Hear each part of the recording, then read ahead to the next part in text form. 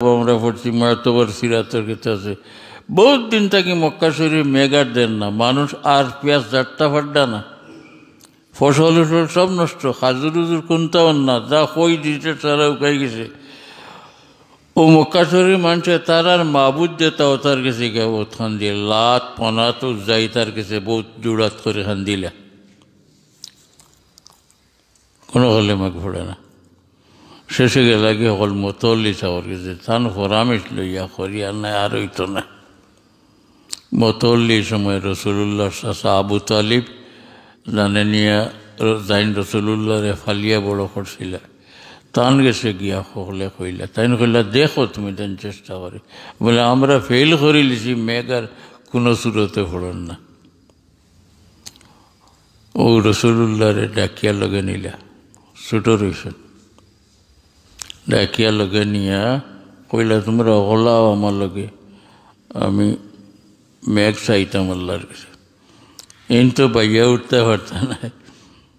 চাচা আবু তালিবে সরকারের দু আলম বাচ্চা রয়েছেন তুলা মারিয়া তান ফিট কাবা শরীফর ওয়ালও লাগাইয়া কইলা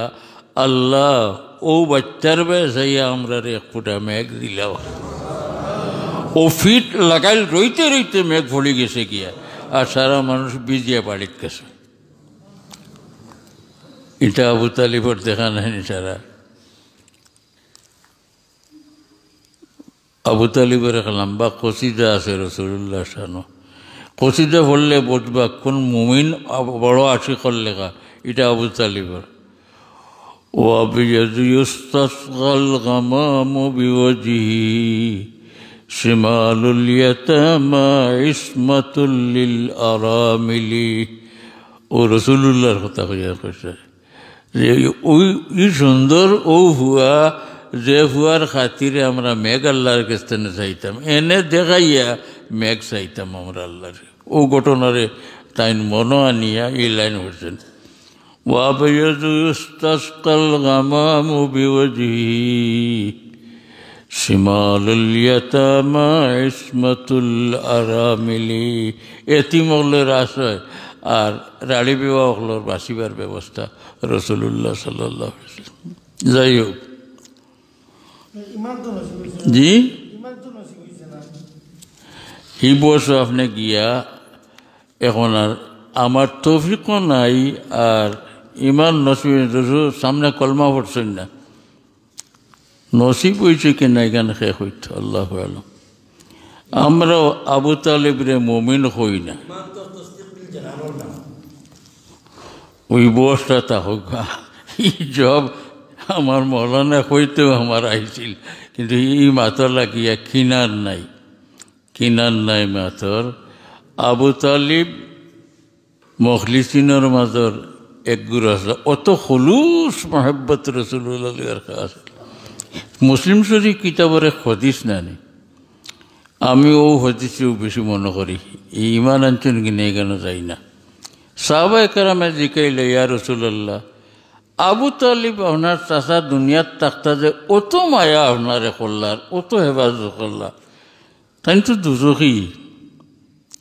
আপনার মায়া করায় কোনো ফায়দা হয়েছে মুসলিম শরীফ যদ্দূর আমার মনে হয় রসুল্লাহ জবাব দিল ওই বা ফায়দা হয়েছে ঘরে না হয়েছে না আমি তো আল্লাহরে হইয়া আবু তালিবরে এখানে দুজখর গাড়াত থাকিয়া এখানে উপর কেন আনি দিছে হইয়া আবু তালিব দুজখর গাড়াত যাইবার কথা ইমান আনছেন না কিন্তু আমি আল্লাহর কইয়া অতখান আনি লিছি তাই এখানে দুজখর উপর খানো আছেন আগ্নিত আছেন তবে উপর খানো আছে আমরা মনে মনে আশা করতাম পারি যে রসুল্লাহর অত হেফাজত করলা এবং ইমান জাহির না করা সত্ত্বেও রসুল্লাহর সুপারিশে যখন আল্লাহ তালায় ফারুক মশলায় দেখা দেয় কোনো কাফিরের লাগে সুপারিশটা নেই এটা রসুল্লাহর খুসুসিয়তের মাঝে রসুল্লাহ ও এক কাফিরের লোকে সুপারিশ করছেন দুই নকি কাফিরের